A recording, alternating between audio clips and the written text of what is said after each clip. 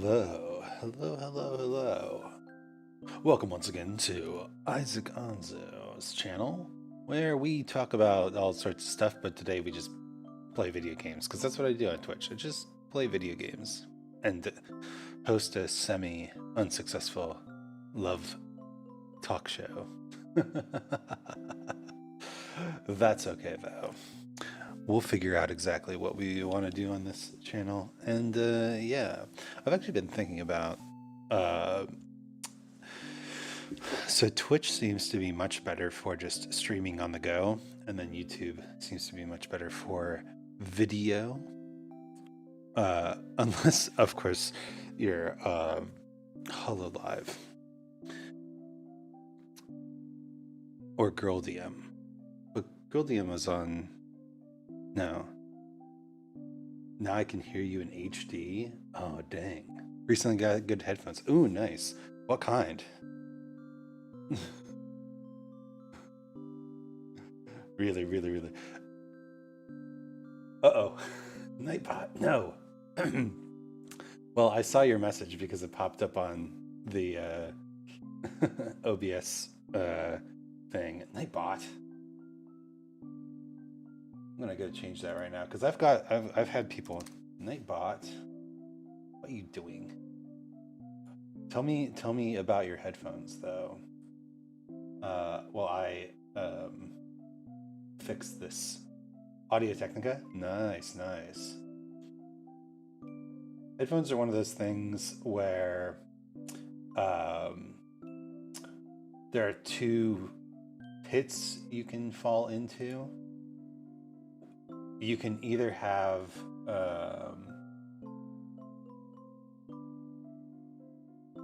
options, repetitions.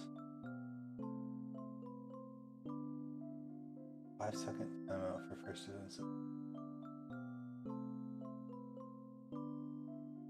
Okay.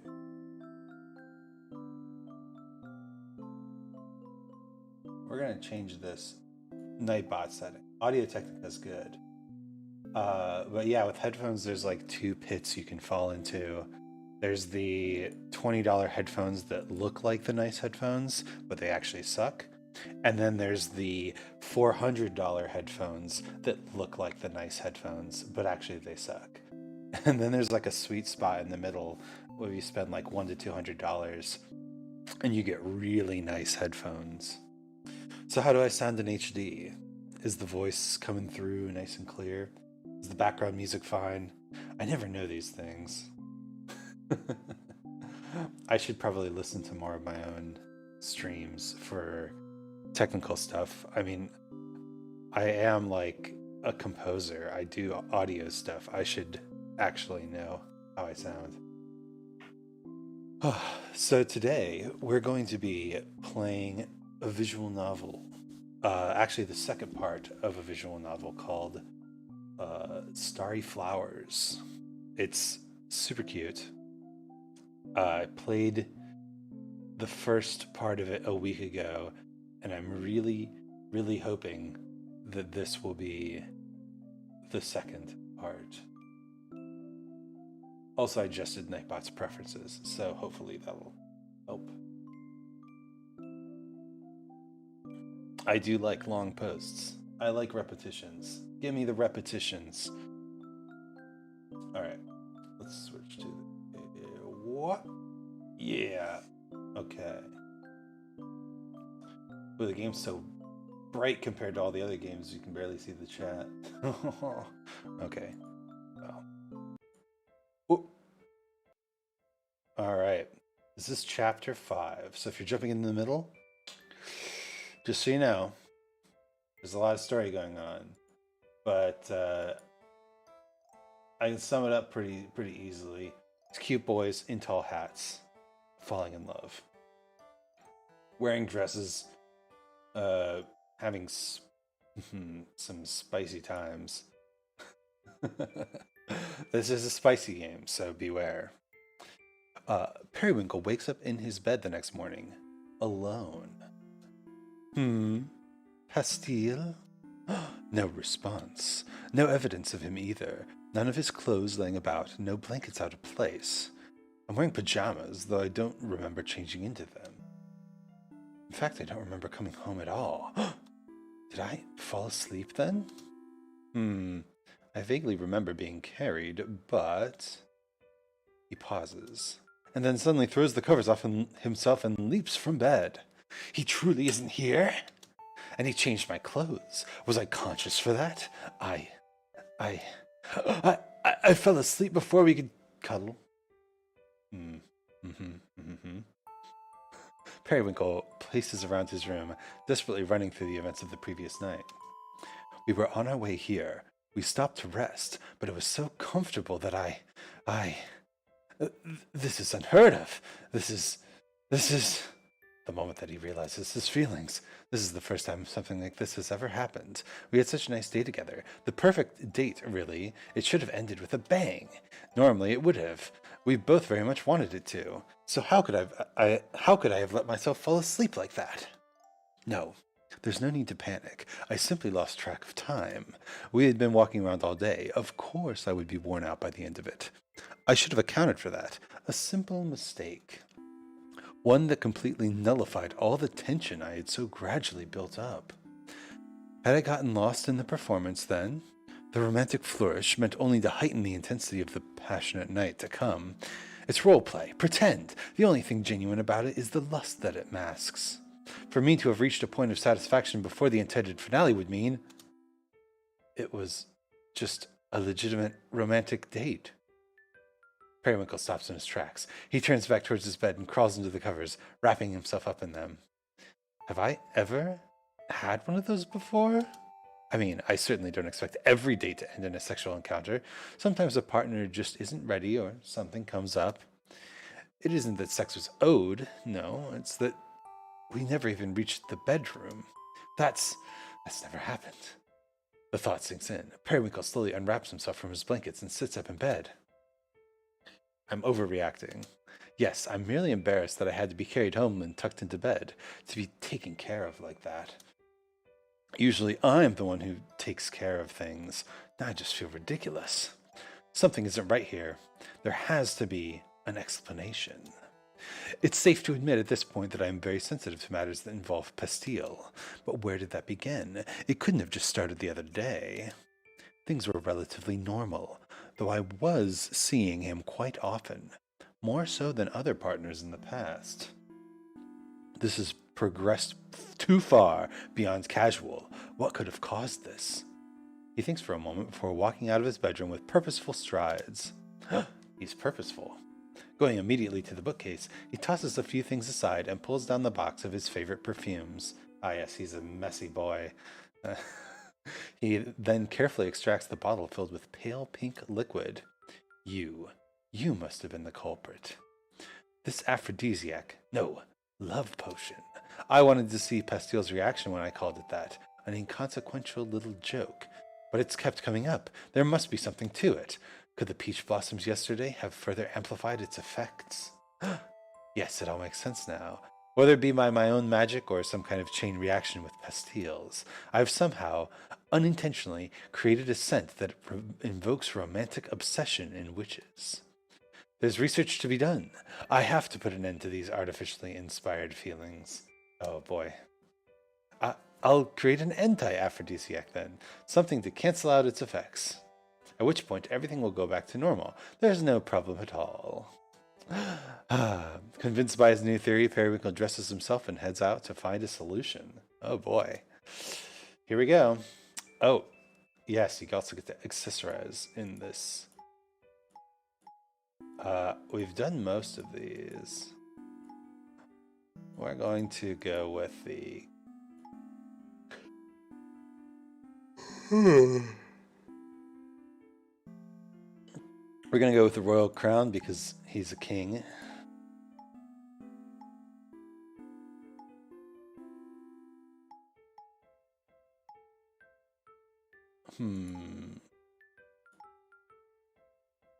We'll go with the flower choker.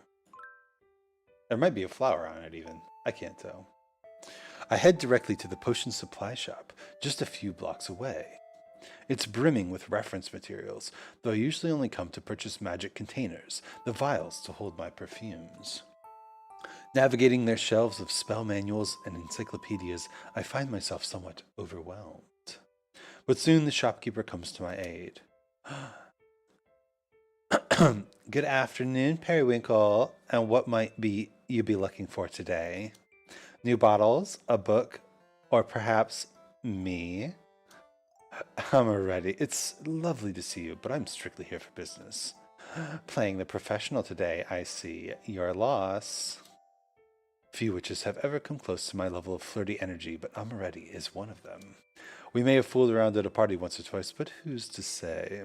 As much as her company would be a welcome distraction, I'm afraid removing my self-inflicted curse takes priority. There is actually something you can help me with. But first, would you happen to know anything about aphrodisiacs? Aphrodisiacs, magic that sways the heart, stimulates the libido. They do end up being classified as dark magic because of the manipulative aspects, but a few popular spellbooks happen to contain instructions for consensual usage. Is that what you'd be looking for? Yes, rather, assuming those books also contain instructions for canceling the effects. Did something go wrong in the bedroom? You can tell me. Nothing to be embarrassed about. No, it's much more complicated than that. Which spellbook did you say I could find this information in? I'd like to look through them if possible. You're lying to me, aren't you? You just want to learn these spells to spice things up in the bedroom. Not everything is related to sex, Amaretti. That's true. Love, then? No, you aren't the type. Come on, why won't you just tell me? I can't help you if you won't give me any details. All I want to know is whether or not aphrodisiac-induced feelings of romantic love can be nullified. The details aren't important. So it is love. Why does she insist on wasting my time? A large resounding thud from down the aisle startles both Amaretti and Periwinkle. The pair turns to see a much shorter witch standing there, fuming. If I have to listen to you two ignoramuses babble on for another second, I am going to lose it. There's another customer here? How long have they been listening? First off, stop conflating aphrodisiacs with love potions. They're entirely separate categories. A witch who sells potion supplies should at least know that much. You sell a whole book about it right here. She gestures to the thick tome she had slammed onto the floor at the beginning of her outburst. So that's the one I was thinking of. You'll find everything you need to know about canceling your love spell in there, Periwinkle. No, you won't. He won't? Because it's not a freaking love spell to begin with. I find it majorly unlikely that someone's been able to pull off a spell like that when I've been trying for literally years. Who is this person? Well, thank you. That certainly answers my question. Since you're familiar with these things, I must ask.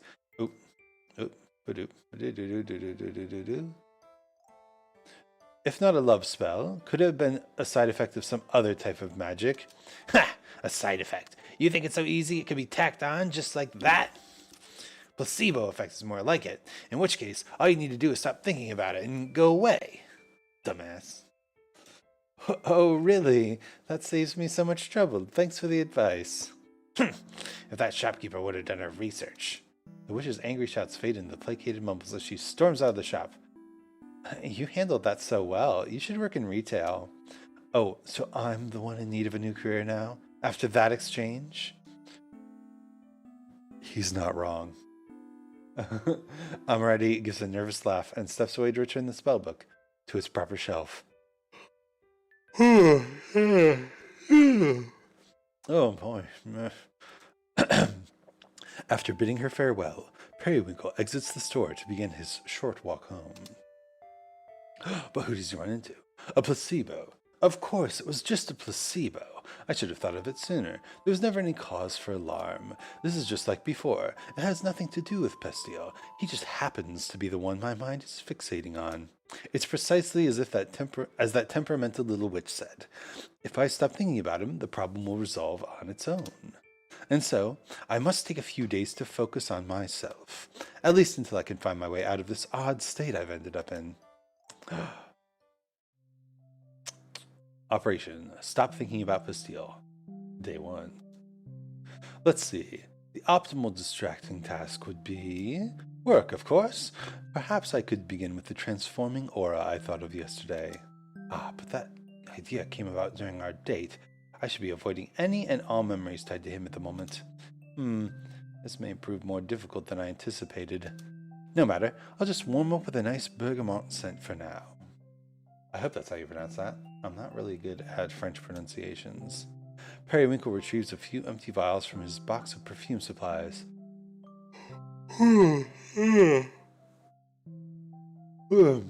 Goodness, sorry. And readies his wand. But instead of the bright green drops he expected, what comes out is a familiar pale pink. Peach? That isn't right at all. He seals the bottle and moves on to the next, which, much to his dismay, yields the same results. Okay, magic is tied to emotions. I mustn't get frustrated. I have to focus. Deep breaths. It never helps to force it. Just imagine the desired scent. And he tries for a third time. And yet, peach again? This is a waste of supplies. So much for my attempt at diligence. If I can't conjure other scents, I'll have to find something else to occupy my time. Housework. I can finally get some chores done around here. Nothing could possibly distract me from finishing them today. They are the distraction. Oh, that's right. I still had laundry to put away, didn't I? Periwinkle walks in his bedroom to face the pile of clothes he hadn't folded yet. Whenever I tell myself I'll get to it later, I tend to leave it for days. But the single large pile he expected wasn't there. Instead, it was split in two, with one half already neatly folded. I don't remember making this much progress. No, Pastille did this, didn't he? When he came to pick me up yesterday. Curses, he's too good. I can't touch this right now. Periwinkle covers the pile of neatly folded clothes with the rest of the unfolded ones in retaliation. There, one less reminder to worry about. Now I'm going to have to think of something else to do. So far, my attempts at forgetting about Pastille have been completely futile. But that's perfectly fine. No one said it was going to be easy. Ironically, the more you tell yourself not to think of something, the more your mind will be enticed by it. I mustn't let this consume me. I have to find a way to relax. A nice bath should help me calm my nerves. Later that evening, I'm feeling so refreshed. I could do just about anything. I should try cooking for myself tonight. Now there's a task that'll require my full attention. Periwinkle opens up the fridge for ideas. A pint of milk, a few cups of yogurt, some eggs, whipped cream. There isn't much in the way of meals, is there? This is why I never cook. But I could try making an omelette, breakfast for dinner. Oh, what fun. Periwinkle cheerfully reaches for the eggs, then pauses. Actually, can I cook without magic? He turns to face the stove. This burner is the kind you'd light with a spell. I'm far too nervous my magic is going to come out smelling of peaches again. Periwinkle slams the fridge shut. Forget cooking. Forget cooking. What was I thinking? I'm not cut out to be a chef. Pastille, on the other hand, no, thinking of him in this delightful domestic context is especially banned. Oh no, he's a good partner. No matter how much I want to eat his cooking now, he's obviously the type to be good at it. This is depressing. I'm already right back to where I started. I'll just order takeout. Defeated by takeout. Periwinkle goes to bed that night utterly incapable of forgetting about Pastille.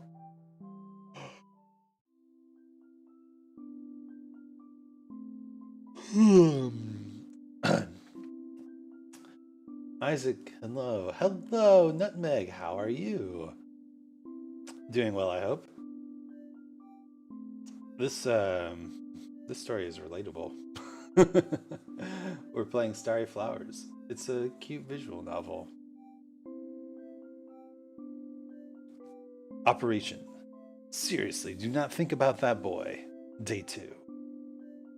The main character is going through some internal struggles right now. I've tried working, I've tried doing chores, I've even tried to cook. Oh, good. I'm glad you're doing well. All miserable failures. That's why today I'm taking drastic measures. Complete escapism. I'm returning to my roots. I'll reread one of my favorite series. If nothing else, it should make a nice source of inspiration. Periwinkle pulls out volume 1 of a certain manga from his bookshelf. Fabric of Our Love. How many years has it been? Oh man, have you ever read, I guess the English title would be My Dress Up Darling, but it's, oh gosh, My Dress Up Darling. The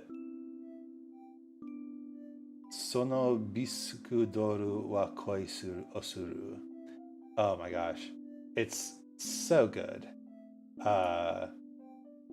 It's super cute, and the art is amazing, and it's all about cosplay, which is really cool. Oh my gosh, and then there's the main character is so cute. Both of them are extremely cute. Yeah, highly recommend if you want a love manga about making clothes. How many years has it been? The dresses were always drawn so beautifully in the series, I still think of them from time to time. It's the story of a girl who's fallen for a handsome prince. Standard fare for the types of manga I read. Her mother is a talented seamstress who designs all sorts of dazzling gowns for her to wear. And when the prince sees her in one, he becomes smitten with her. At first, she's in heaven. This is the prince of her dreams. But she soon wonders if the prince is only attracted to the dresses, the glamour, and not the poor girl underneath. Until the prince reveals, I shouldn't spoil it. The ending is so sweet. After admiring the cover art for a while, Periwinkle finally opens the book and begins to read. This is not going to work, buddy. It's just a metaphor. You are the gaudy dressed girl with the cute little sincere heart underneath, and Pastille is your prince. This is not going to work. Just as lovely as I remember. Such delicate line work. It looks like a very stereotypical like 90s, early 2000s. She's even got the Sailor Moon hairstyle. I wouldn't blame that prince for noticing the dresses before the girl. They really are so beautiful. Come to think of it, the way this prince is drawn, yep, his short fluffy hair, his gentle features, remind me of... Periwinkle closes the book in a panic. Yes, that was dangerous. I can't risk even thinking his name. And there's even a later chapter where he's dressed in servant's clothing. There are too many parallels. Periwinkle rolls across his bed and slides the book back into its place on his shelf. This isn't fair. How can one of my most beloved series be off limits in my time of need? He scans through the different titles once more before landing on a 12-volume series. I don't remember this one as clearly, but as an all-girls story, it should be safe. Periwinkle pulls the new book from the shelf and quietly immerses himself in its fictional world. Before I knew it, I'd finished reading all 12 volumes. The whole day had flown right by. What a lovely way to spend a day reading manga. I should do that sometime. I've got a couple manga that... So I did an interview with Kyoko Noir last week, and she recommended a couple manga to me, and I want to read them. They're short too. I like the short ones because you can just binge them in like a day or two. It's nice. Not every manga needs to be 300 chapters of misunderstandings before you actually get to the romance part. Come on. I couldn't help but keep turning the pages. The story was so much more than I remembered. The protagonist was nothing to write home about but her childhood friend. What a moving character arc. She's very charismatic from the start, the kind of person you'd think has it all figured out, but you couldn't be more wrong. Over the course of the series, she goes through so many love interests. Back in the day, I assumed it was because the author couldn't make up their mind. But reading it all at once, it must have been planned from the beginning. These doomed relationships are merely self-sabotage, a distraction from pursuing her one true love. It's another story about him, I see. She never realizes the obvious answer until the very end, and what an emotional finale. I'm excited. This type of foreshadowing is good. When she finally confesses, the two girls share their first kiss. Ah, the fireworks. Could anything be more romantic? Oh, are we going to get fireworks? A fireworks scene? Her tears of happiness. Finally being honest with herself, with her best friend. How lovely. The well of loneliness that is her character was portrayed so flawlessly. She's the most real of them all. Ending the story any other way would have been an injustice. She deserves the world. I own this author's follow-up series as well, don't I? Time to get some snacks and start searching for it. I can't resist diving in right away. Operation Escape Reality, Day 3. Periwinkle continued to read. And read.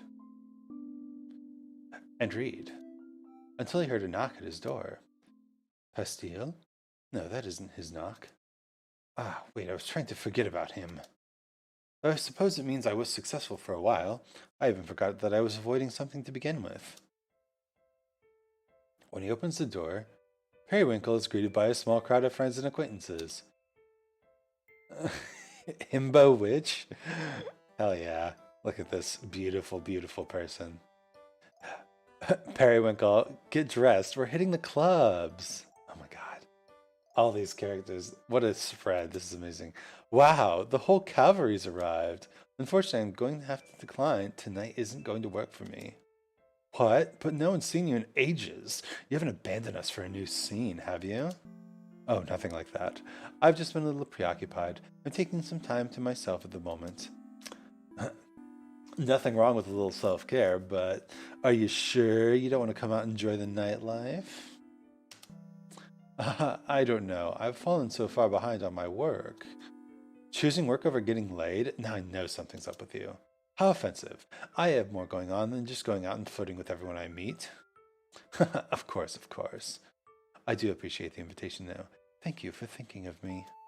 We just had to come and make sure you were all still alive. The clubs are lonely without you.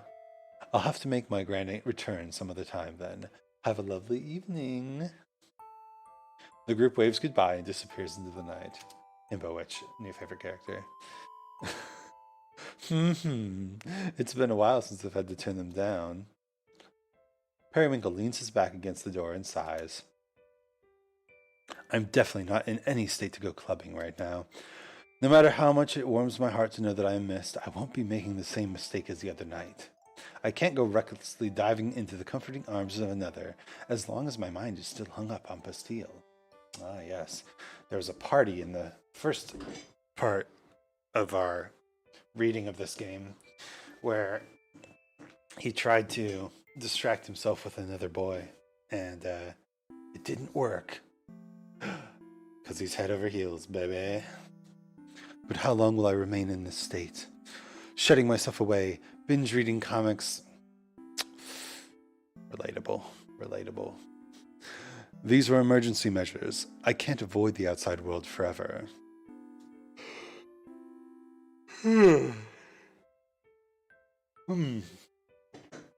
Doing Periwinkle's voice really opens up my larynx and makes my brain think that I need to yawn. I'm not actually that tired. In any case, shouldn't Pastille be returning here at some point? From where we left off, I'd expected him to come knocking as soon as possible. And yet, it's been 3 full days now, hasn't it? How long could he possibly abstain from my touch? Or is something wrong? I shouldn't be thinking about any of this, but I'm beginning to feel annoyed, confused, lonely. He's feeling lonely. If he never comes back, I suppose my problem would go away on its own. But I hate the thought of that.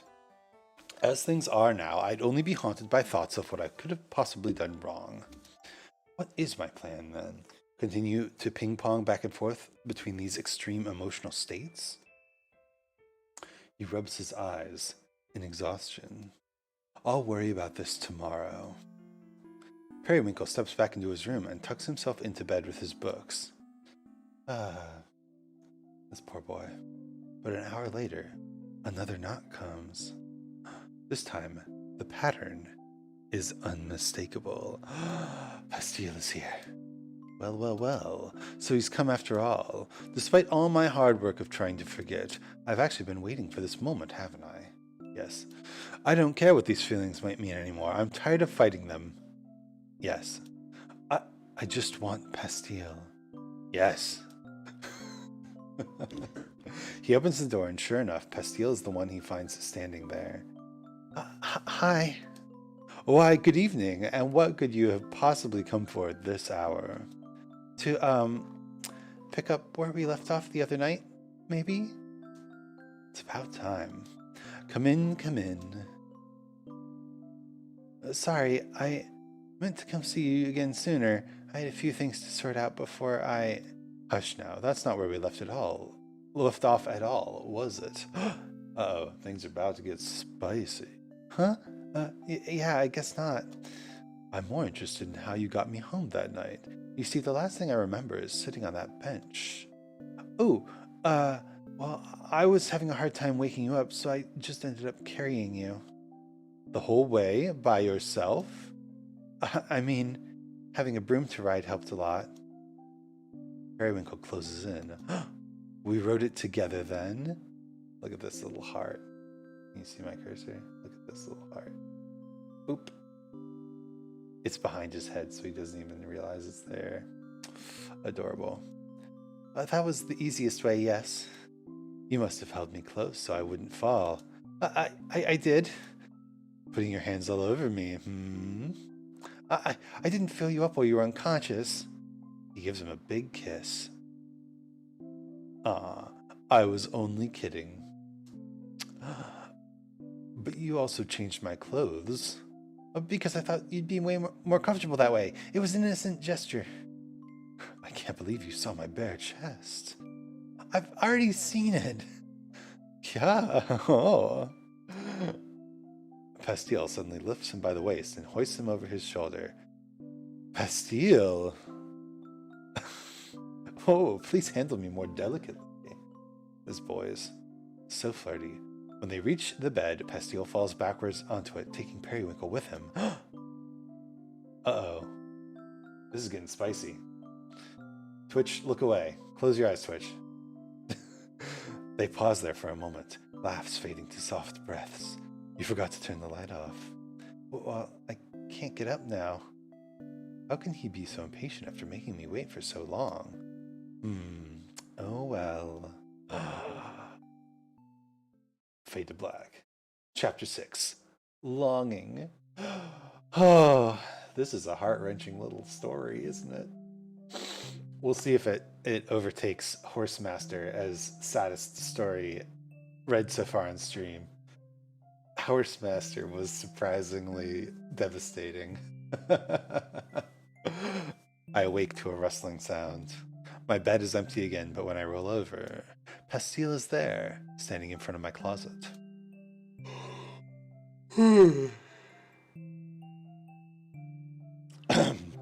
I sit up, rubbing the sleep from my eyes.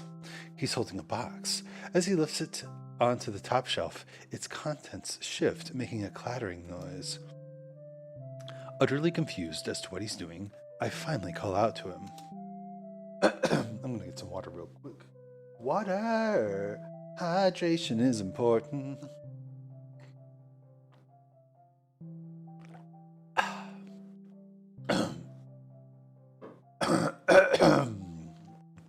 Excuse me. Pastille? Sorry, I didn't break anything, I promise. What are you doing in my closet? Huh? You said I could clean up. Oh, is there anything I won't agree to in my sleep? I'm sorry, I thought you were awake when I asked. I'll stop. It's fine. I just didn't expect you to wake up to you rifling through my things. Hmm. That really wasn't my intention. I just felt like organizing stuff. They're perfect for each other. What do people normally do on the morning after? I guess I should have made breakfast. Oh, I want to eat pancakes. Great, I'll make some. Pastille practically bolts from the room to get started on cooking. Oh, Pastille. Looking around the room, he did much more than organize my closet. Oh, yeah, look at the background. It's very, very clean now. The books I'd been reading were all tucked back in their proper places on the bookshelf. The clothes that had been strewn across the floor or otherwise left hanging in ridiculous places now sat in the hamper waiting to be washed. Even the pile of unfolded laundry I had previously abandoned was now absent, properly folded and placed into the appropriate drawers by Pastille. In a word, I'm in awe. How long had he been at this? And all while I slept? It shouldn't even be possible. I've never been clean. I have so much more floor space than I remembered. How did he manage to do that? That is a thing that happens when you clean. Discover your floor. Periwinkle puts on a fresh pair of pajamas and walks out to the kitchen in a daze. Hey, pancakes are ready. Oh, fast cook. Oh, is it too soon to say I love you? Please enjoy. Periwinkle takes his seat at the table and digs in. They're delicious. Perfectly light and fluffy, the optimal amount of syrup and whipped cream. Is whipped cream a common thing for pancakes? I don't put whipped cream on pancakes. I think... Okay. I have a bit of a strange thing with pancakes, apparently. Chocolate chip pancakes and chocolate chip waffles don't need syrup. They're already sweet. In the same way, you don't really need whipped cream on pancakes or waffles either because they're already sweet from the syrup. What are you trying to do here? I know it's a pancake, but seriously, it's too much. Put butter on your dang pancakes. Oh my gosh, just overwhelming sweetness. Can't do it. Every bite is so heavenly, I could cry. I've never felt so emotional over food. What has this boy done to me? I was right about him being the culinary type. I didn't think I would get to try his cooking so soon. This is a surprise attack. He even... but how did those get there? I have to ask. Pastille, where did you get these strawberries? Oh, I saw you had some jam, so I used a little magic to change its form. Is that okay? Maybe I should have asked first. I just remember you liked strawberries, so...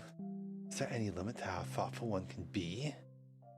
It's more than okay. This is the best breakfast I've ever had. I'm sure you're exaggerating. They're just pancakes. Careful, my sweet. If you say it like that, I'm going to start asking you to cook my every meal. Fine, you got me. They're special gourmet pancakes I can only whip up once in a while.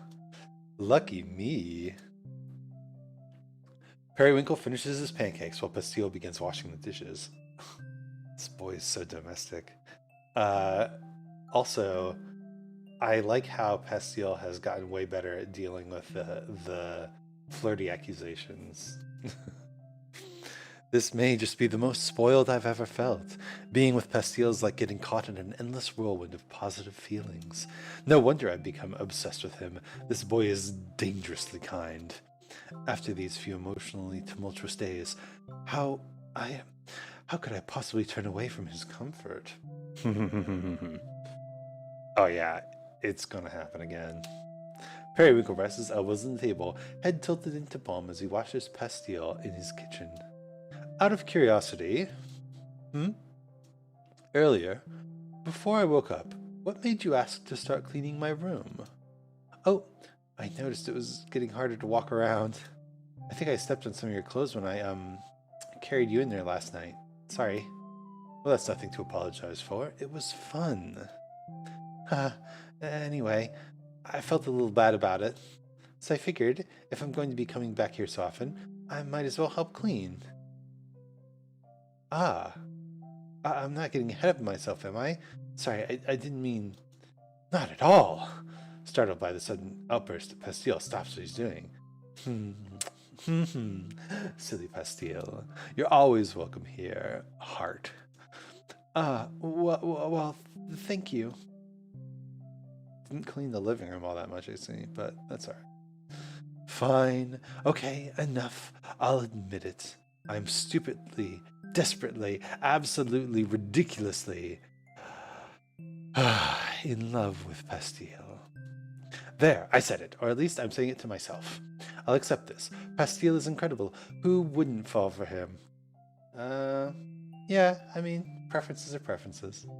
I don't want anyone else anymore. I've been poisoned by this perfect boy. The problem is now what to do about it. Weird question, but would you want to, date you? Yes. Clean the rest of your house together? It'll be more fun than it sounds. And if you get bored, we can do something else. Pastille. I just thought if we did it together, you'd get a say in where everything goes, so nothing ends up getting lost. Pastille. And it's totally fine if you don't want me going through your stuff anymore. We really don't have to. Pastille, it's fine. I think it's a lovely idea. Really? Yes. In fact, I'd appreciate your help. One thing or another has always come up when I try to clean on my own. I'm simply useless at it. Then I'll take the lead. I wanted to start with these boxes by the couch. Pastille already had a plan for everything, it seemed. His energy was contagious. He was right that it would be fun. It was entertaining even just watching him go. The steam darted around the room so energetically, finding the perfect place for every little thing. He truly has a talent for organization. Meanwhile, I mostly played the role of assistant. He would ask for my input every now and then, or instruct me to place something he found somewhere across the room. He made little decisions like that so easily. If it were me, I'd get stuck on every one. But he saw everything through, effortlessly. It was nothing short of amazing. If you're a type of person who struggles with little decisions, that's a very rough handicap to have. Because life is so full of little decisions, and it can be very overwhelming. I feel for you. I don't feel that way myself, but I can empathize and understand. And so, in a few short hours, not exactly neat and tidy. These boxes could go in like an attic or something, but look at this. Nice. The entire house had become neat and tidy. Oh. Okay, I think I'm satisfied. You? Don't you think you deserve to be rewarded for all your hard work? I should have seen that one coming. But no, not right now. I should actually get going. You won't stay? I promised Gumdrop I'd be back for the afternoon shift. She'll start to worry if I don't come back soon. I'll save your reward for next time, then. Water time.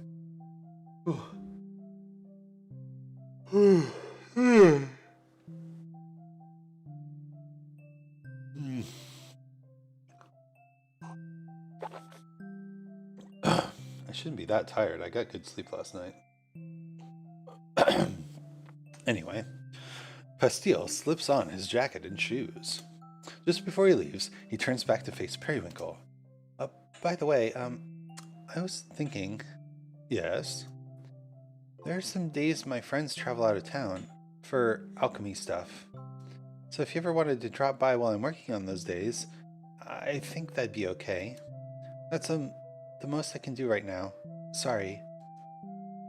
I'll gladly take you up on that. I'd love to keep you company. So we learned that Pastille is closeted, so still a little sensitive about meeting in public. Great. Okay then. Pastille gives him a quick peck on the cheek before saying goodbye and walking out the door. Look at this poor love-struck boy. What was all of that? It was extremely domestic. I can't be imagining things, can I? He said it was okay to come and visit him? That has to mean something, doesn't it? Periwinkle begins pacing around the room. Now, let's not get carried away. This is a delicate situation. Dropping these intense feelings onto him out of nowhere may only serve to scare him off. Neither of us was looking for a committed relationship from the beginning. That was made explicitly clear early on. Things change, buddy. Things change. And yet, he isn't playing fair. My heart can't take this. This is a love story. They'll get together. Worry not, dear reader. Periwinkle throws himself onto the couch dramatically. There's no way I'll be able to stop thinking about him now. Even being at home has become a reminder in and of itself. Everything is nice because of him, and now I'm suffering. This is simply too much. There has to be a way for me to safely indulge in these romantic feelings. Things are fine as they are, progressing even. If I just let it run its natural course, then maybe we'll end up... what do I even want out of this? To be with him forever? Me? I haven't had a single healthy long-term relationship in my entire life. Love isn't in the cards for someone like me. I can't even recognize myself right now. Calm down. I'm overreacting again. Nothing has effectively changed just yet. I can't keep fighting myself on this. I'm in love with Pastille. No matter what it entails, that's the reality. He still isn't quite ready for me to meet his friends, which means there isn't any room to advance further at the moment. I have to be patient. At the very least, I hope accepting all this lets my magic return to normal. I need a nap. And so, over the next few weeks, Periwinkle would come by Atelier Suites and spend time with Pastille. Oh my. Well, we gotta look super cute.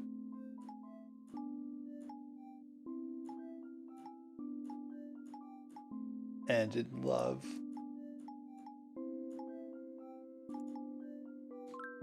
There we go. He always stood there so sweetly behind the counter. And then I would waltz in, pretending to be just another customer, browsing the aisles before meandering over to him. Others would stop in every now and again. There was ample time in which I had him completely to myself. That's when I take the opportunity to chat. This place smells just like you, my sweet. I think it's the other way around. Do I smell like candy or something? Why else do you think I want to eat you up? Please don't say things like that when there are customers here. Customers? I don't see anyone. I know, I mean, just in general. You don't want to get turned on at work? That's not allowed! Yes. Keep your work and love life separate. Probably for the best. Our exchanges were mostly innocent, unlike other partners I paid visits to in the past. He was very adamant about not fooling around at work. Not that it ever stopped me from teasing him about it. Periwinkle watches as Pastille, armed with a rag and a bottle of cleaner, sprays down the counter in front of him. I think I underestimated your love of cleaning. Are you making fun of me? This is my job, you know. Oh, should I have paid you when you cleaned my house?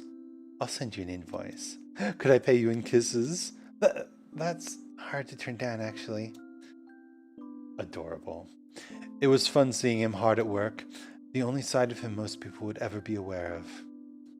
They'll never know of the lust bubbling beneath the surface, his nervous, vulnerable laughter when I've said something he wanted to hear. His gentle touch, the way he can take my hand so casually and yet becomes a stuttering mess as soon as I lean over him. His sense of humor, his sincerity, his quirks, his genuine desire to always provide the exact perfect thing to make me smile. Oh, no, the depths of Pastille are reserved for me alone. This dude is down bad. Is that the phrase? He's down bad. This dude is down bad. Welcome to Atelier Suites. Periwinkle gives a little twirl and winks to Pastille, who's trying his best to stifle his laughter. How is that? Do you think it suits me? Not in the slightest. You're too elegant for a place like this. I can be cute too, can't I? You are, but you're gonna need more than that on your resume if you want the job. If you want the job. What, you mean I can't get through nepotism alone?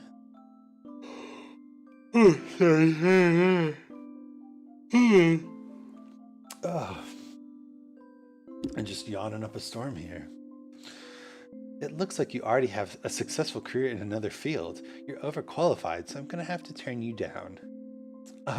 You're right. Besides, if you were my boss, we'd probably have to stop cuddling. But Perry, I truly, truly love him. Even the days when we talk about nothing at all, I wouldn't give up for the world. And the days he would open up to me even more so.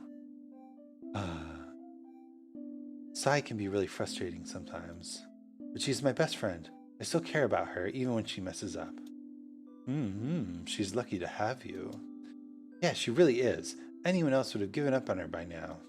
For years, she would just lock herself in her lab making all this candy, bragging about how cool her alchemy is compared to magic. She barely even talked to anyone else, and when she did, it was to berate them over something. Who treats their own customers like that? Who do you think pays for the roof over our heads? Sorry, I don't want to give you a bad impression of her. She's gotten much better recently. Sounds complicated. At least your patience is paying off, Yeah, seems like it. At one point, I was kind of up to a coin toss whether I'd stay or go. A coin toss? How extreme. Not literally. It was more like whether or not she could prove she actually felt empathy. Anyway, it turns out she's not a complete monster, so here I am. Sorry, I'm still giving you a bad impression of her, aren't I? You can just disregard everything I said. Sai's great. I believe you. She must be if you've put up with her so much from her. Yeah. I treasured every moment I got to spend with Pastille. Even without a label on what exactly our relationship was, I could enjoy myself all the same.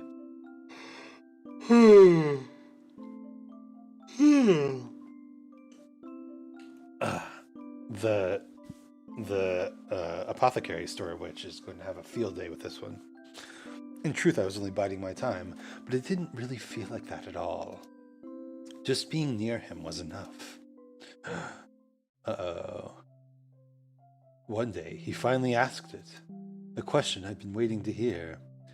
Do you want to meet my friends?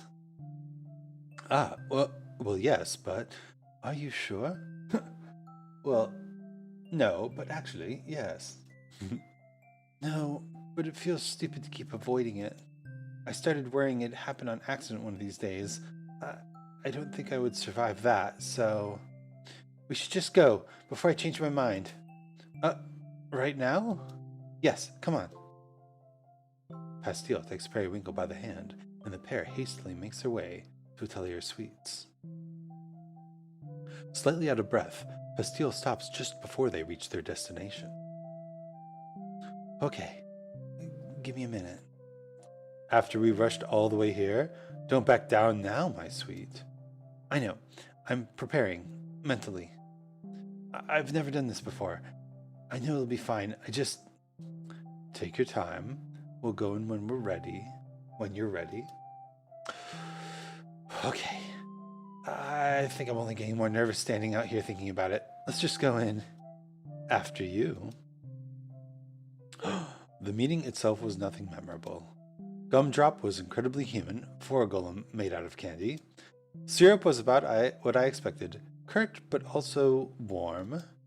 For all of its buildup, the interaction itself was anticlimactic, a quick exchange of pleasantries before the candy alchemist called her golem back downstairs. They have good designs, very cute. It didn't feel real. Had I acted normal, come across as my usual self? It had only just happened, but it's already a blur. I held Pastille's hand in the end, I remember that. He had been so nervous, I could practically hear his heart beating out of his chest. I hadn't understood just how stressful it would be for him. I felt guilty at having put him through it, although the idea was his to begin with. He decided to go through that for himself? Or for me? This seemingly mundane interaction that meant so much more for the both of us. Pastille? Sorry, I'm okay. I feel stupid having made such a big deal out of it. Of course, it all turned out just fine. It was important to you. We all get worked up over things we care about, don't we? Uh, are you including yourself in that? You seem like you always have it together. Oh, am I hiding it that well? Anyway, we can go. Hmm. How is he going to react when he discovers what a mess I've been? Pastille walks me home and promises to return later tonight. Things will move forward from here, won't they? Or is it too soon? Maybe it's too much for one day. I don't want to add to his stress. Ugh, why is this so difficult? His perception of me could be completely destroyed, tarnished. But that's a risk worth taking, isn't it? It is. Be your true self. That night, Periwinkle laid on the floor in the middle of his living room and waited. Sometimes you just gotta lay on the floor. It's your house. Lay wherever you want. I'd expected this night to come eventually, and yet I still don't feel any more prepared for it. Periwinkle idly taps his wand on one of the candles on the table. Still peachy. The curse is not yet lifted. Oh boy. I hope the apothecary lady likes peach scents. Pastille's knock finally comes, and Periwinkle rises to answer. Oh, it smells nice in here. Is that your magic? You like it? It's my latest specialty. Oh, what a treat. Have you eaten yet? I could make us a special dinner. Oh, what's the occasion? Celebrating the fact that nothing went horribly wrong today. I bought a few things if I could just borrow your stove. By all means. I once again found myself in the excruciatingly domestic situation of watching Pastille prepare a meal in my kitchen. There's no way he doesn't realize it, right? That we've been acting as a couple for a long time now. It's just that neither of us have bothered to address it. Shouldn't it be properly acknowledged? Pastille chats with me as he cooks, but I'm admittedly distracted by these thoughts. This thought bubble is like taking up a whole screen. Very distracting. Perhaps putting a name to it will only cause it to unravel. Currently, there's no expectation. We're free to see whoever else we like. Though, it doesn't seem either of us are doing that. Pastille approaches the table where Periwinkle sits, holding a plate in each hand. Ta-da! Pasta's ready. Oh, bon appetit. Maybe he's already decided we're a couple and I'm just obsessing over formalities. What does it matter, so long as the two of us are happy? And I really am happy. This cooking tastes wonderful. Perry, are you okay? Huh? Yes? You were being so quiet, I started to worry that I messed up our dinner somehow. No. It's delicious. I was just lost in the pasta is all. Forgive me, I didn't mean to worry you. I need to get out of my own head, he says in his own head. Pastille is right here in front of me, and I'm too distracted to savor it. Forget my doubts. We'll just have to see where the night takes us. Periwinkle takes his plate to the sink and begins to wash up. I can take care of that. Nonsense, you just cooked us dinner. It's your turn to relax, my sweet. Are you sure I can't help? I wouldn't mind at all. You can help by bringing me your plate when you're finished. Okay. They're cute. Pastille does as he's told, then wanders over to the couch. Hey, if you have anyone you want to introduce me to, I'd be happy to meet them. Return the favor sort of thing. I know it can be awkward though, so if not, that's okay too. No one comes to mind. Huh? Really? Sure, I know a lot of people, but I couldn't say I'm particularly close with any of them. Except maybe one, but you've already met my business partner. Oh, at the apothecary, right? Precisely. What's with that look? The dishes are absolutely not finished at this point in the story. No, nothing. I just don't know what to say now. You expected someone as charismatic as me to have all sorts of new people to introduce you to then? I guess so. I'm just surprised. I, really like being around you, so I expected that to be true for your other friends too. I'd say you're probably the closest I've ever been with someone, literally speaking. They laugh together, then fall into a comfortable silence. With their heads leaned together, Periwinkle nuzzles his face into Pastile's shoulder affectionately. After a few moments, Pastile asks, "Do you want to get in bed? For sleep or for pleasure?" That's up to you. Oh boy, this boy. Periwinkle stands, then turns around to take Pastile's hands. Come then. The clean bedroom. He leads him into the bedroom, closing the door behind them. When he does, Pastile speaks up again. You know, I'm still finding it hard to believe that there's no one else you're close to. 2 is a reasonable number. You had 2 friends as well, did you not? Syrup and Gumdrop. A fair point, but counting you makes 3.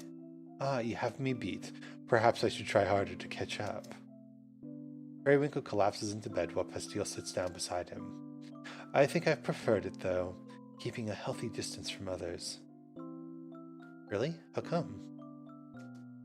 The alternative has been disastrous in my experience. I'm far too intense. What do you mean by that?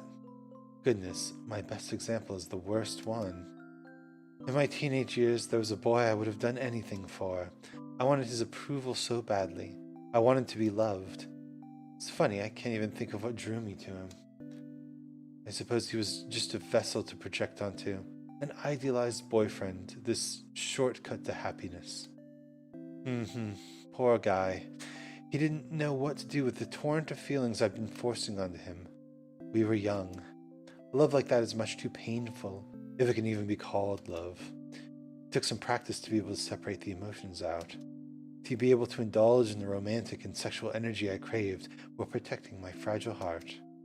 But ever since I figured it out, I've gotten to experience all sorts of love through these casual flings. What am I saying? It's perfect for me, the ideal life, really. Don't listen to me, Pastile. I don't know if your heart is as fragile as you think. You don't believe me? Despite what it seems, I have the heart of an innocent maiden. I don't know about innocent, but...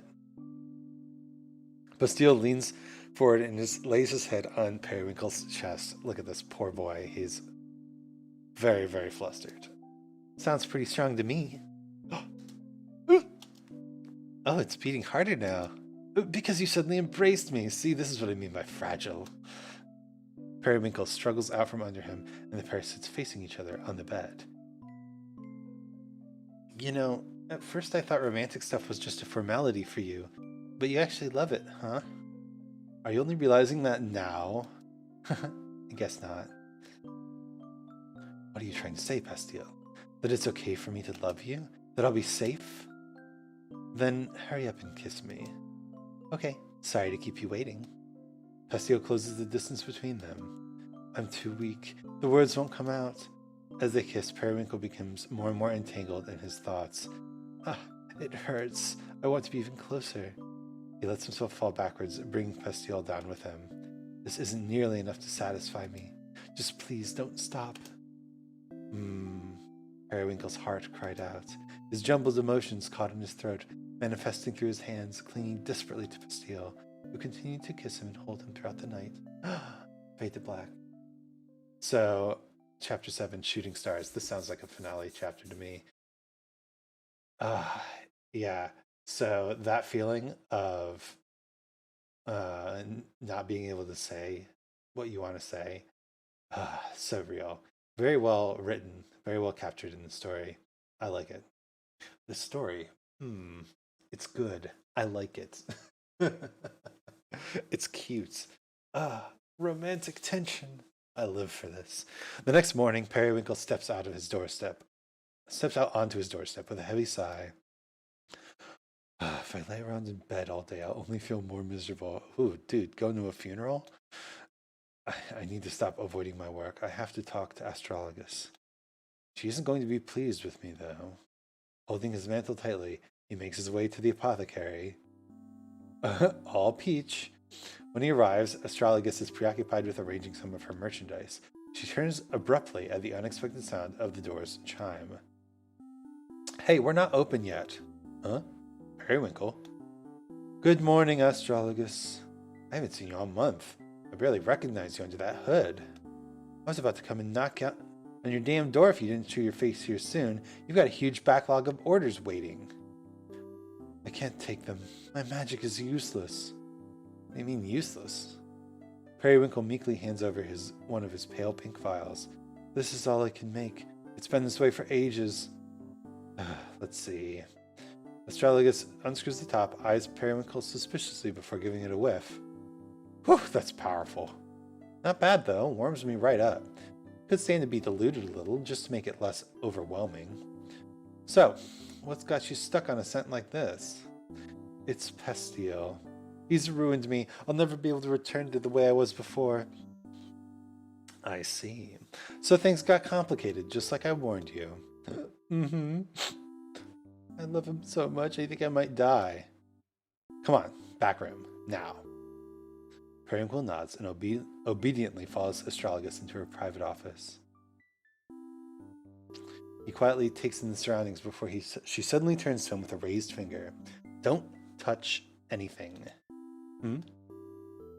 Astrologus drags a beanbag chair from the corner and plops it in the middle of the room, unceremoniously. Sit. It's dusty. Ugh, you're such a diva. She gives it a couple good smacks, beating the dust into the air instead. Now sit. Very well. He complies, and Astrologus spins her office chair around to face him. I'm glad they gave a visual for that. All right, Periwinkle, here's what's going to happen. Oh, he took his shoes off. How considerate. I'm going to brew us up some tea, and you're going to explain everything from the beginning. Explain what? About Pastille. Even the stuff I already know. Everything from the top. Everything? Skip the bedroom details, obviously. Just walk me through anything important that happened since you met. I don't want to. Reliving it all is going to make things worse. Astrologus stands and walks over to her kettle to start the tea. All right, you lovesick dolt. You want to know why exactly your magic's been stuck like that? It's because you don't have an outlet for all these emotions. Instead, you keep bottling them up. Literally, I guess. Amazing pun. Oh, wow. Great work. It's all that comes out because it's all there is inside you. So let it all out. What do you think? I'm going to judge you? No, I don't know. Would you rather spill it all to him instead? I can't. It's too much. And tell it to me, a neutral third party. Actually, I can't say that I'm neutral. I need to find a new supplier if you couldn't fill my orders anymore. I do feel a little more at ease imagining this is all a business matter for you. Just think of it like that. This is why therapy is great. Because you're paying them to listen to you. You don't have to worry about them judging. You're here because I'm paying you. Therapist. Astrologus pours their tea and returns to her seat with 2 mugs in hand. With a heavy sigh, Periwinkle finally relents and begins his story. Time to replay the game. No. And then I said, these are the most delicious pancakes I've ever had. And he said, oh, it's nothing special. And then I said, are you sure?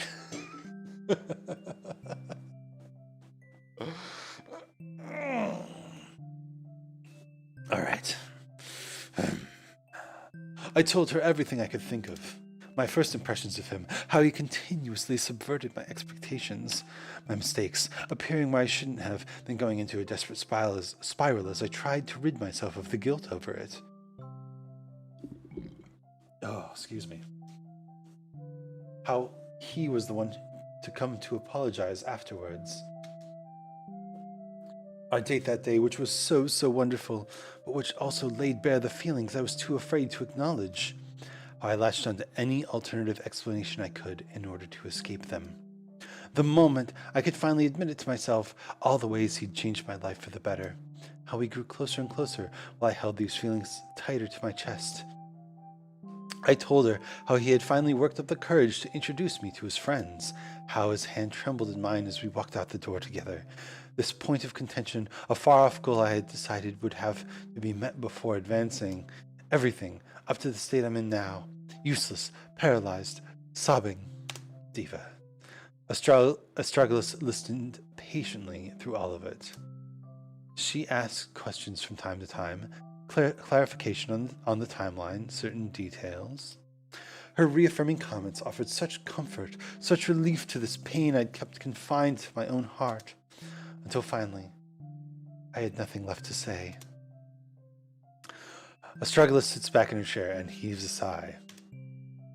So, how are you feeling? There's a certain clarity in laying it all out at once, but I still don't know what I could do to push things forward. Could I even handle the rejection?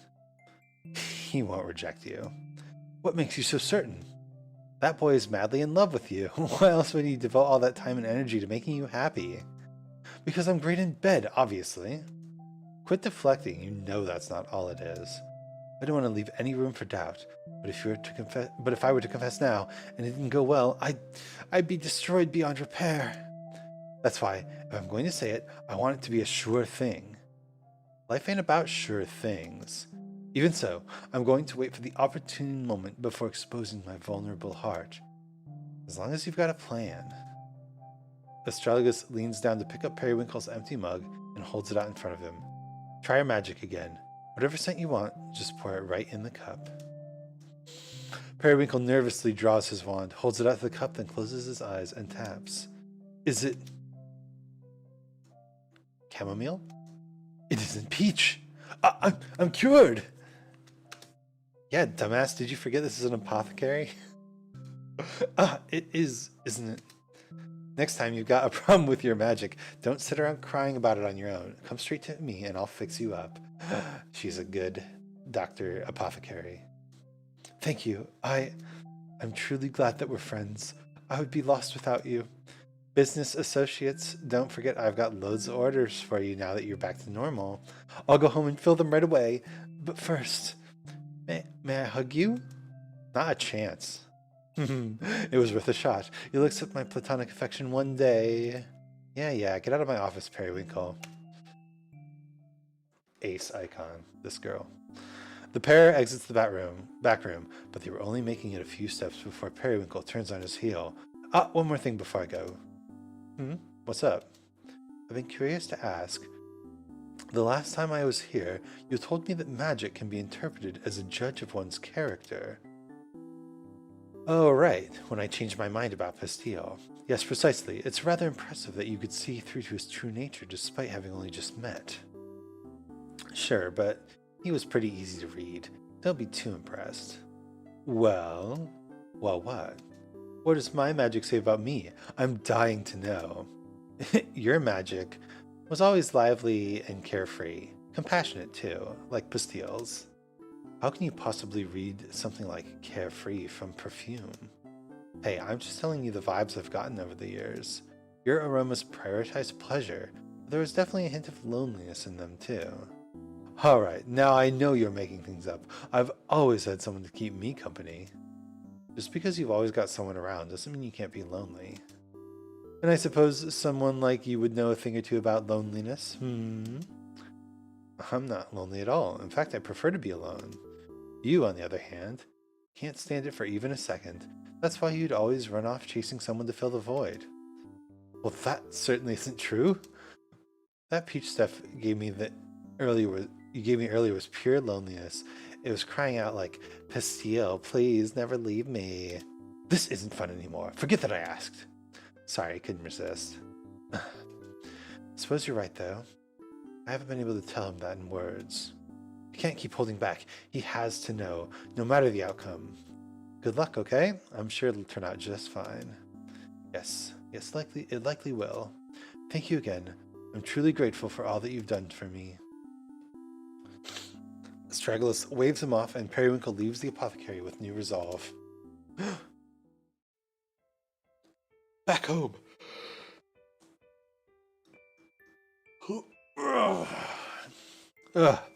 I spent the next several days catching up on my work. Magic truly does come so easily with a clear mind. If only I'd swallowed my pride sooner. I completed batch after batch almost effortlessly, going down the long checklist Astrologus had given me.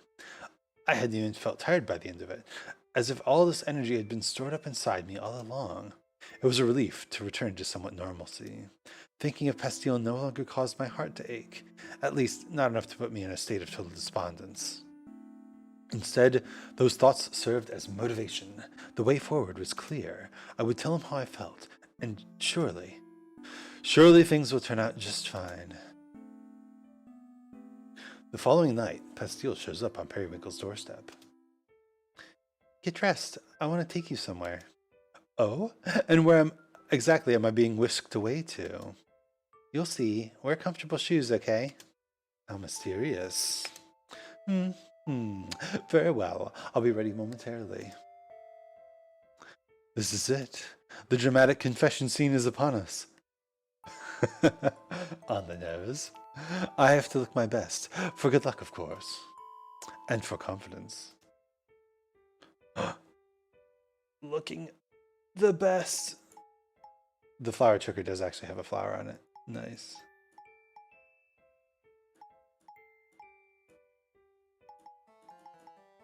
Oh, it's a flower choker, actually.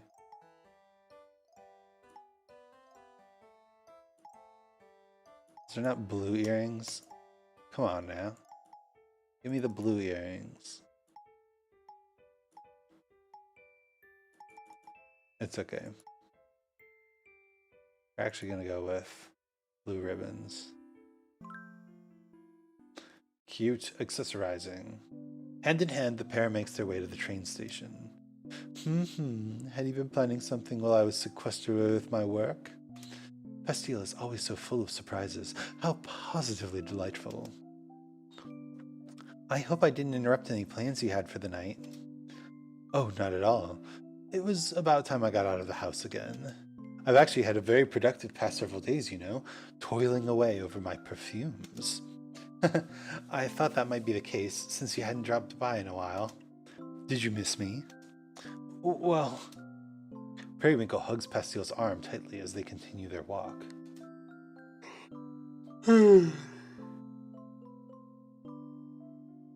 I missed you too. Cute. Cute. When Pastille and I finally step off the train, we're greeted by grassy fields and a sky full of luminous stars. Starry flowers. Just where has he taken me? A trail of lanterns lights the lone path forward. This is some Ghibli level stuff. Pastille takes the lead. It's a bit of a walk from here, but I promise it'll be worth it. A long walk? Could we take a ride on your broom together? Nah, it'd defeat the purpose. It'll feel more rewarding getting there on foot. Fair enough. Tragic, though, for that you'd willingly pass on an opportunity for me to cling to you. We can fly on the way back if you want. Pastille offers his hand again, which Periwinkle takes with a smile. Tell me more about your relationship with magic. What do you mean? It was the same when we cleaned my house together. You insisted on doing things manually. Not that I minded at all. Seeing you lift so many heavy things was a treat in itself. I guess, is Pastille the strong boy of the relationship? He is slightly taller, it looks like. Based on ear level. Ear level alone. Well, ever since I was young, it was clear I was ridiculously talented, as they put it. My moms wanted me to be a traditional witch. They enrolled me in one of the top schools so I could learn from the best. It was an all-girls school, though. I guess I was young enough that no one realized I was a boy. I really didn't belong there, on any level. But I kept at it as long as I could, just enough to keep my parents happy until I could go out and live on my own. I still don't understand exactly why, but I always felt uncomfortable using my magic. It felt like cheating, like this kind of power shouldn't come so easily. So I thought so too. I guess that's why I latched onto her when we met. She used to really hate magic, which worked out perfectly for me. It was a good excuse to pretend to be a regular human like her. So that's what I did for the past 7 years? 7 years? That's quite a long time. Yeah, but there was a lot to distract me back then. It took a while to get Atelier Sweets up and running. And Sai did eventually find out. I thought she'd disown me when she did. But instead, she told me I shouldn't have hid it, even though I doubt we would have become friends if I told her from the beginning. Quite impossible to please. You have no idea. But ever since she said that, I've been able to start embracing magic again, on my own terms. I'm beginning to grasp why he values her so highly. Sorry that I just keep talking about myself. Don't apologize. I'm the one who asked. Besides, I'm content to listen. Say as much as you like. Thanks. Periwinkle gives Pastile's hand a reassuring squeeze. I love him. I have to find the right moment to tell him that. Should it be now, during this romantic walk? But he still has yet to reveal our destination. What do you have in store for me, Pastile? I think I might be too used to how Sai is. She's usually so preoccupied with her own stuff. Oh, her full name's Syrup. So would it be C? C? C? But, I mean, I don't know. I'm going to keep saying Sai. It's easier to pronounce. So it's nice having someone who actually wants to listen to me. That makes her sound like such a horrible friend. She's really not. You certainly haven't made a convincing case for her. I know. That wasn't the point what I was trying to make. Oh? I really... Yes? Let me start over. Pastile takes a deep breath before continuing. Getting back to what we were talking about before, with my magic and everything. I think I have trouble accepting myself for what I am. I tend to hide things, even when I don't need to. Being with you feels like it's better not to hide, like I'm just allowed to be. Or more like celebrated for being. I don't know, that feels weird to say. You can stop me if I'm being too much. It's because I love you. Why can't I just say that? Oh, we're here. We are? It's a cutscene.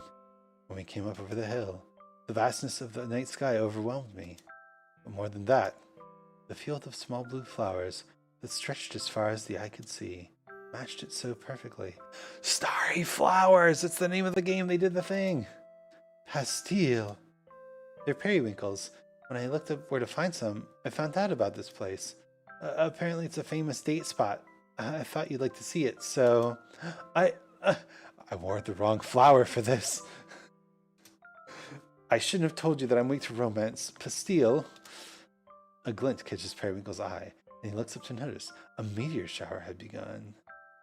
Oh, Oh, good. It started just in time. You planned this too? Well, I knew it was supposed to happen tonight. It's supposed to be happening tonight, so... Pastile! Wah! Periwinkle tackles Pastile to the ground, landing them in the field of flowers. This is perfect. I don't know what else to say. I'm speechless. I guess I went a little overboard. A little? This is the most romantic thing anyone's ever done for me. He buries his face in Pastile's chest, holding him close. Well, there's actually one more thing I wanted to say. You can feel Pastile's heart pounding.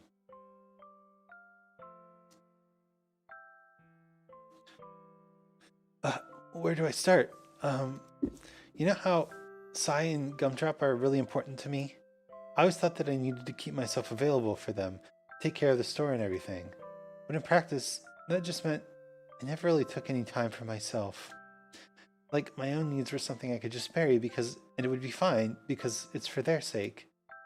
I guess that's part of why I go out with random guys in secret, as something just for me, totally detached from everything else. I tried having a real relationship once. It didn't work out, obviously.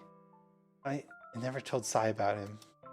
That made me think that I was right to continue on with the way I'd been, since I wasn't willing to let my priorities shift. Periwinkle grips Pastile's cloak a little tighter. What are you saying? I guess, that with you, I don't mind it as much. He's going to beat me to it at this rate. I can't let that happen. Periwinkle suddenly rolls himself on top of Pastile, pinning him down. Pastille, I'm in love with you. What? Since when? I don't know, maybe this whole time? I only admitted to myself that morning you made me pancakes. That's what it took? Why? How long have you felt this way? Since having to carry you home after spending the day together? I think that's when I first realized it. Then why didn't you say something? I've been suffering in silence this entire time. I thought you wanted to keep it casual. We saw each other almost every day. How is that casual? But you never acted any differently, and I was busy sorting through my own feelings anyway. So was I. But that's no excuse for how long you kept me waiting. I won't forgive you. What? Why are you smiling like that? It's cute, seeing you all worked up like this. Periwinkle struggles to his feet and begins stomping away. You could have saved me a lot of heartache, you know. Pastille sits up, straightening out his cloak and retrieving his hat. Hats are a very vital part of this story. Where are you going? Come back.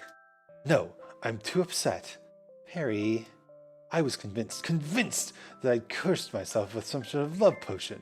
My fake aphrodisiac turned real. What in the world? Because we didn't fuck that day. Oops, said it. Oh well, fucking was supposed to be the entire point of it. But Perry, everything spiraled out of control since then. I couldn't stop thinking about you. You broke my magic. For weeks and weeks, all I could conjure was that stupid peach blossom scent. Really? Yes. Until just the other day, which I spent crying in the dusty back room of the apothecary, telling Astralius all about it. After all that, everything I spent so long preparing my heart for, and you have the nerve to try to confess first? I'm sorry. Don't apologize. I already said I won't forgive you. What do you want me to do then? I don't know. Fucking kiss me if you love me so much. Pastille approaches, gently raising a hand to Periwinkle's cheek, and does exactly as he's told. Wow, they're both a little stubborn, eh? I love you. Periwinkle's heart skips a beat. I love you too. He hugs Pastille tightly, careful not to knock him over this time. It takes everything I've got to just keep myself from bursting into tears. I won't ruin my makeup on this perfect date. This is this beautiful place that Pastille chose just for us. I can't have my memory of this perfect night obscured by tears. Looks like the meteor shower's over. Take me home. Are you still mad at me? I'm not mad at you. I've never seen you like this. I don't know how else I should interpret it.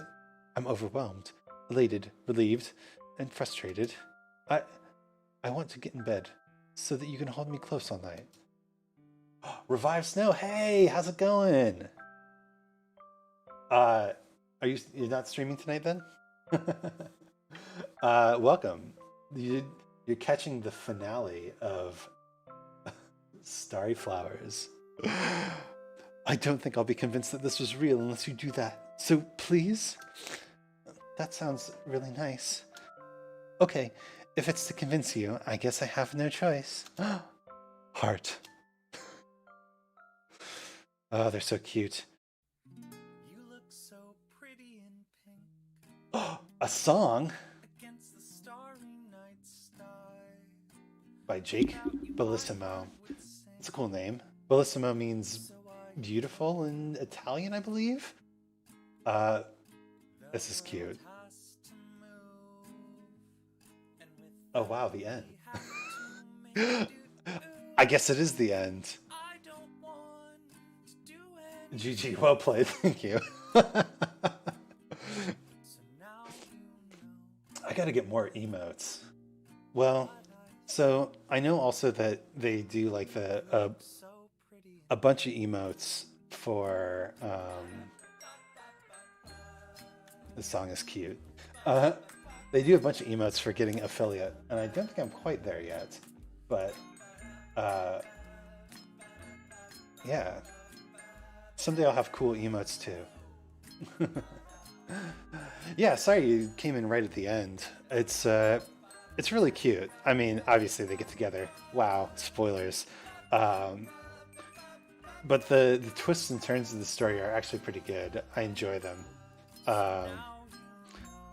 Made with Rent Pie. Oh yeah, classic dating sim.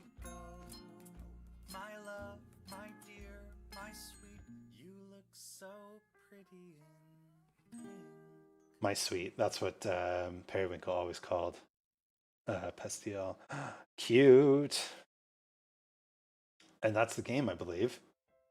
Thank you for reading Starry Flowers, a beautiful memoir detailing my first experience with true love. Uh oh. As a reward for finishing the story, you may now access the extra scenes and bonus chapters along with a lovely image gallery. Memoir? Perry, how detailed is this?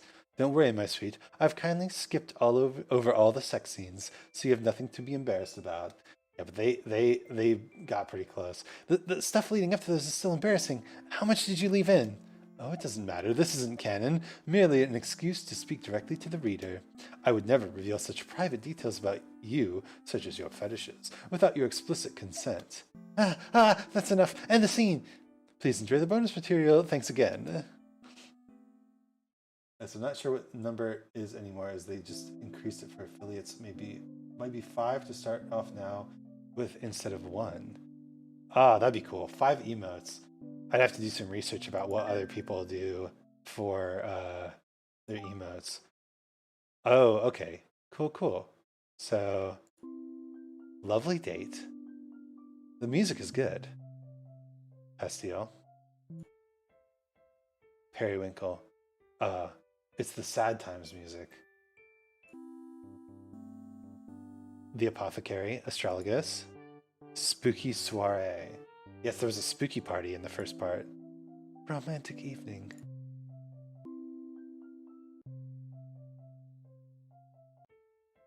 Oh, okay. So here, if you listen to this.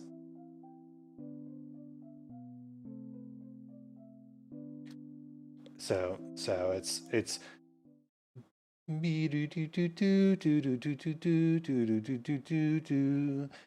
then if you flip that upside down, you get boom, beep, beep, boom, boom, beep, boom, boom. Very good. Very cute. Nice. Let's look at concept art. Yeah. That's Periwinkle, obviously. Different outfits for Pastille. The Apothecary Astragalus. That was a minor character from the first part. Another minor character, the Himbo Witch. An excellent character. Oh, the Grumpy Witch.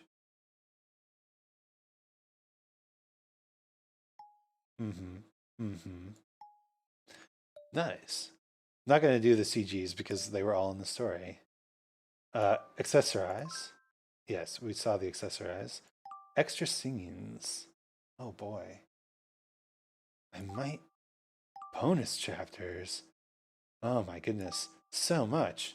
Cool. Well, it's interesting that they cut some extra stuff out of there. Maybe we do 1 extra scene. You should go play this game yourself and check out the extra scenes. Busted lamp. Today Astragalus had asked Pastille to work on his magic on her busted lamp. This was actually a thing they referenced.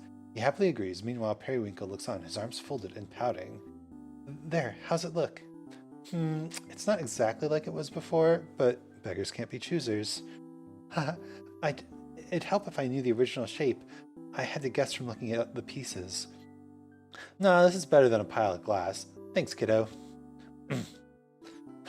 You should probably do something to fix your boyfriend's face next. My face doesn't need fixing. I'm looking as flawless as ever. Perry, if you're finished being used, however, I'd like to have you back now, please. It was just a small favor. I really don't mind. In fact, I'm happy to help. See, he's more than willing. Stop exploiting his kindness. Let me know if there's anything else I can fix for you, ma'am. Now that you mention it, I'm sure there were a few other things. I'll be right back. Astragalus takes her repaired lamp and heads into her office to retrieve the next broken object.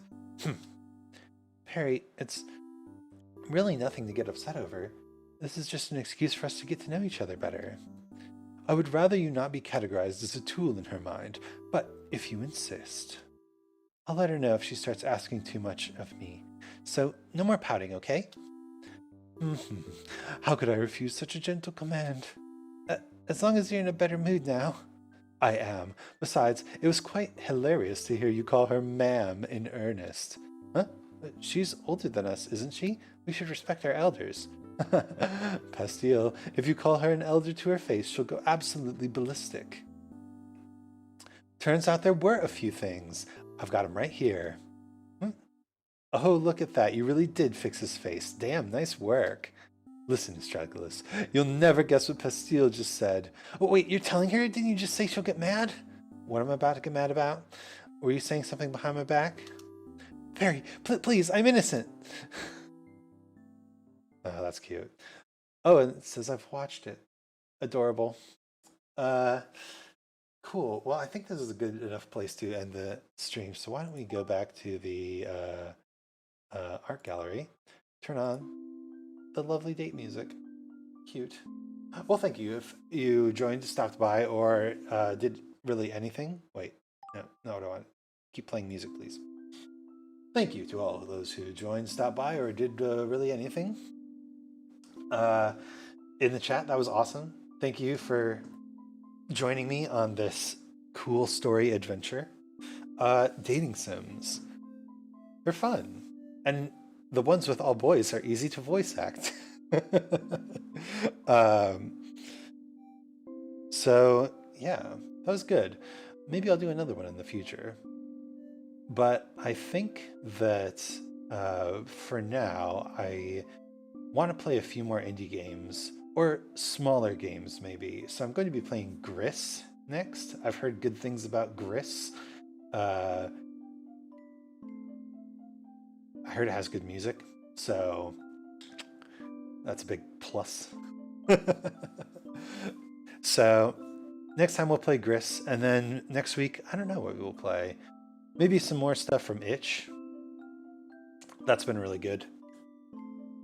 Maybe we can play another dating sim someday. But yeah, I want to find some more stuff like Horsemaster. Simple games that are fun to read through. Small. Things people might not know.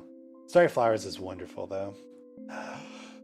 So that's all from me today. I'll be ending the stream now. Thank you for joining. My name's Isaac Anzu. I hope you learned something about the nature of romance and love in humans this day. And I'll catch you next time. Bye.